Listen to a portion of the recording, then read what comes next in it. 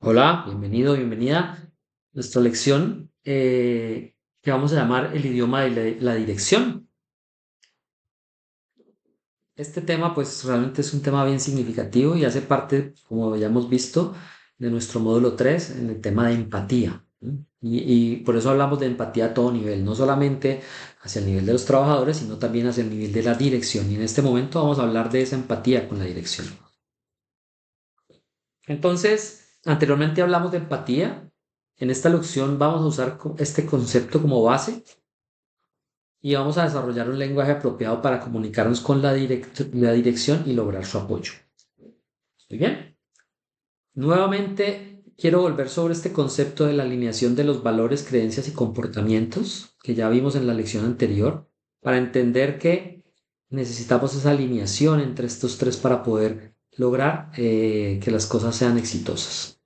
Entonces, hay una cosa que es fundamental y es entender los motivadores por los cuales la dirección está o no comprometida con la seguridad y nos ayudará a desarrollar nuestro lenguaje. Cuando entendemos esas expectativas o esos motivadores, vamos a tener mucho más claridad. Entonces, hay una cosa fundamental, es que no debemos entrar en el juego del juzgamiento. Ya hemos visto que una de las lecciones o las características de la empatía es no juzgar, y en este caso no debemos entrar en este juego con la dirección, ¿no? Con nuestros jefes, con los líderes, porque nos va a llevar a una posición bastante complicada, ¿no? No todas las personas pensarán como nosotros, y eso es claro, no todo el mundo piensa como uno, y puede ser que esto parta desde si entiende o no la seguridad como un valor. Entonces hablábamos que es probable que algunas personas todavía no tengan claro ese valor, o el problema lo vamos a encontrar en las creencias y esos motivadores. Entonces, ¿cuáles son las típicas razones por las que la dirección de una empresa apoya o no la gestión de seguridad y la ve como un valor? Entonces, la mejor forma de enganchar a alguien en un proyecto es cuando le ofrecemos una solución a que lo aleje del dolor. ¿Mm? Cuando entendemos cuál es su dolor, vamos a poder ofrecer algo que lo saque de esa situación y seguro vamos a tener su mayor apoyo. Entonces por eso es tan importante entender qué es lo que motiva a esos líderes, a esas personas que están en la organización, que tienen esa capacidad de decisión o de enfocar la organización. Cuando entendemos el por qué se hacen las cosas, pues vamos a entender mucho más, vamos a tener mucho más claro qué hacer. Entonces, en este cuadrito he querido resumir esas en verde que son las razones por las cuales nos comprometemos o una persona o un líder se puede comprometer a la seguridad, y en rojo esas cosas que no lo llevan a comprometerse. Entonces, ¿cuál? El cumplimiento legal y el normativo puede ser una cosa que es lo que lo están llevando a tener claro o a querer trabajar sobre la seguridad, básicamente porque queremos cumplir con las regulaciones o porque no se quieren tener litigios. Muchas veces puede ser la protección de la reputación, es decir, no quiero que pase nada porque es un tema de imagen corporativa, y la gestión de crisis cuando haya un accidente importante pues va a ser un tema que nos va a impactar. O puede ser que se crea que apoyamos la seguridad porque eso nos trae productividad y eficiencia, porque nos reduce el ausentismo, porque nos mejora el rendimiento, o porque nos mejora los costos y nos aumenta la eficiencia, o porque hay una responsabilidad social corporativa y un líder o un gerente como miembro de esa organización, pues se ve obligado de alguna manera a alinearse a esa responsabilidad, como muchas veces porque es un compromiso ético y la persona lo entiende así, o de alguna manera otras veces porque el líder o el gerente solamente quiere cumplir con las expectativas que tienen esos partes interesadas y no quiere estar desalineado. Esas son la forma de entenderla. Cuando no se compromete puede ser porque pensamos que los costos iniciales son altos, porque hay que invertir, porque hay mucha presión sobre los presupuestos, por falta de conciencia y prioridad, porque no lo conocemos, porque tenemos un enfoque cortoplacista, porque hay una cultura organizacional muy incipiente donde las prioridades están en competencia y hay una amplia resistencia al cambio, o porque hay una subestimación del riesgo, porque la persona tiene una percepción del riesgo que no lo lleva a pensar que esto es un tema importante, porque tiene unas experiencias pasadas que no lo han hecho ver esas cosas que pudieran pasar y o también porque se presentan conflictos de intereses entre objetivos o metas y eso también puede estar asociado a un liderazgo inadecuado. Entonces, dentro de este mapa podría estar cualquier persona dentro de una organización, ¿no? Cuando entendemos esas razones por las que se apoya o no la gestión, el mensaje y el lenguaje puede ser adaptado inicialmente para cumplir con las expectativas. Es decir, si yo pienso que si yo me doy cuenta que mi gerente lo que le importa es no tener problemas con la ley, pues parto de ahí, no voy a tratar de cambiarle la vida, su visión, porque es que está equivocado y moralmente siento la obligación de decirle y llevarlo a cambiar y a ser transformado y evangelizado para que sea un seguidor acérrimo a la seguridad. Pues no, ese no es el primer paso. El primer paso es enfocarse en la que la persona está esperando. Y si por alguna razón eso no es un valor fundamental y las motivaciones no se ajustan a nuestra creencia, con acciones y resultados pequeños podremos ir transformando esa situación. Y con el tiempo, entender que no es un lugar en donde debemos estar. Entonces ahí hay una cosa fundamental, ¿no? No es necesario hacerse el mártir, ¿no? Si la persona a la cual estamos dirigiendo nuestro mensaje, ese líder, ese gerente, no lo tiene como un valor, está pensando de alguna manera muy distinto a lo que nosotros esperamos que sea visto como un valor, como una cosa fundamental. Pues enfoquémonos en esas cosas en que son importantes para él y poco a poco podemos ir introduciendo ese cambio. Pero claramente sí hay un momento en el cual podemos llegar a decir, hey, definitivamente este no es el sitio donde yo quiero estar, porque mis valores y mis creencias no están alineadas y he hecho lo posible, pero esto no va a cambiar y ahí es otra la salida. Por lo tanto, no es necesario hacerse el mártir y vamos a sufrir demasiado. Entonces, eso es importante entenderlo, ¿no? Y creo yo, claro, no es fácil, por supuesto, todos dependemos de nuestro trabajo, queremos estar, pero claramente hay veces que el sufrimiento y la carga van a ser mucho mayores a lo que vamos a ganar. Y eso lo tenemos que tener supremamente claro y ya hemos hablado mucho de la importancia de pensar primero en nosotros. Entonces, por eso este concepto es importante. ¿Cuáles son las bases tradicionales para enfocarse en el lenguaje en la dirección? Uno, claridad y precisión. Dos, enfoque en el valor para el negocio. Tres, comunicación basada en datos. Cuatro, lenguaje positivo proactivo. Cinco, la escucha activa y la empatía. Seis, la construcción de relaciones. Siete, la transparencia y la honestidad. Y nueve, y ocho, la adaptabilidad y la flexibilidad.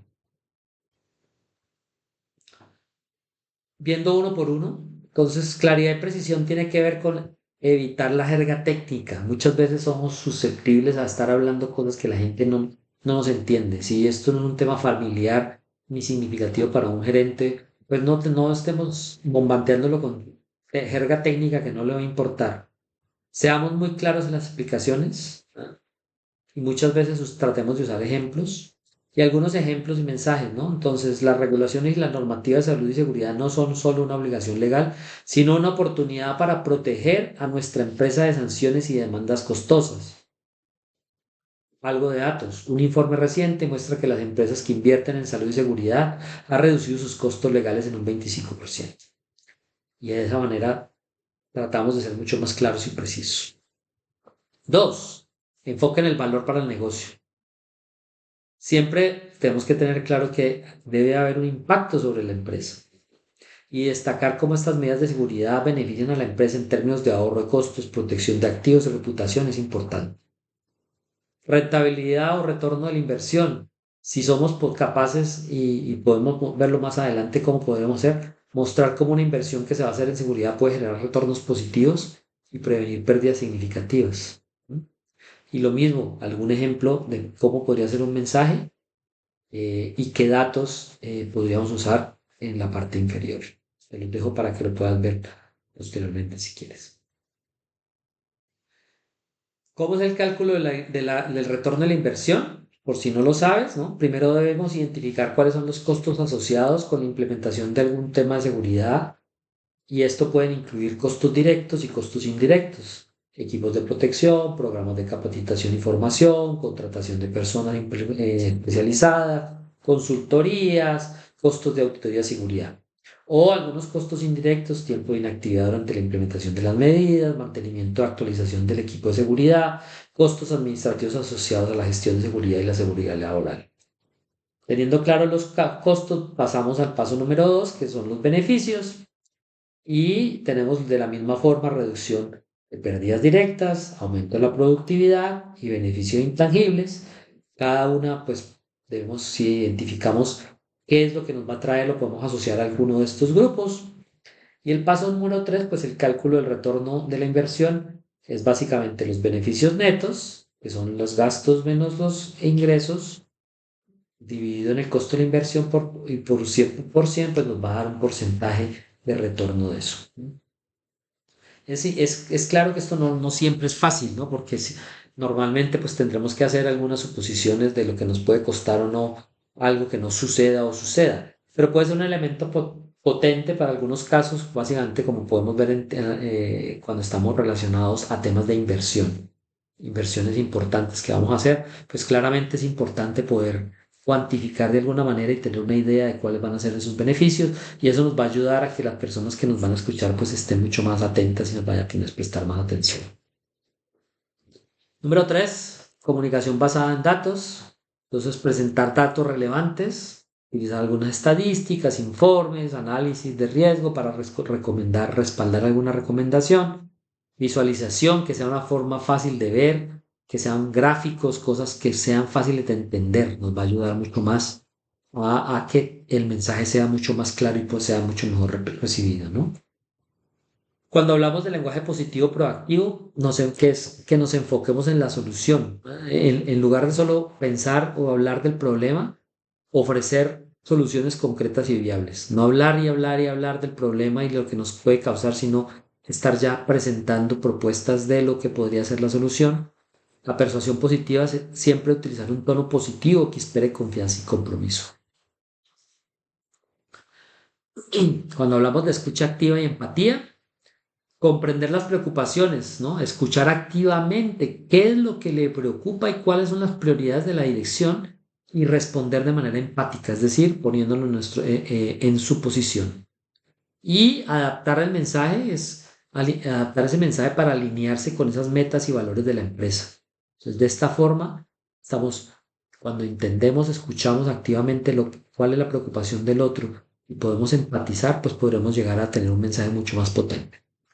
Construcción de relaciones tiene que ver con red de apoyo, ¿no? Entonces muchas veces esto tiene que ir sustentado con fomentar relaciones sólidas con áreas de la empresa para crear el frente unido a la implementación de las políticas de seguridad, es decir, encontrar aliados y ojalá aliados de alto perfil. Por decir, vamos a hablar con el gerente financiero, que sabemos que no entiende, no está muy motivado con el tema, pero yo sé que el gerente técnico está completamente alineado con esto, entonces es apalancarme en esa relación, llevar a esta persona como un aliado, explicarle lo que queremos lograr, mostrarles qué es lo que estamos presentando para que sea una persona más que está actuando en pro de una solución o alguna situación que estemos poniendo. No dejar y llegar a un sitio donde están todos los gerentes y yo lanzarle todo a las personas como si fuera la primera vez, ¿no? Hay que hacer un trabajo previo de entender quiénes son nuestros aliados y los podemos llevar preparados para que sirvan como apoyo dentro de ese tipo de situaciones.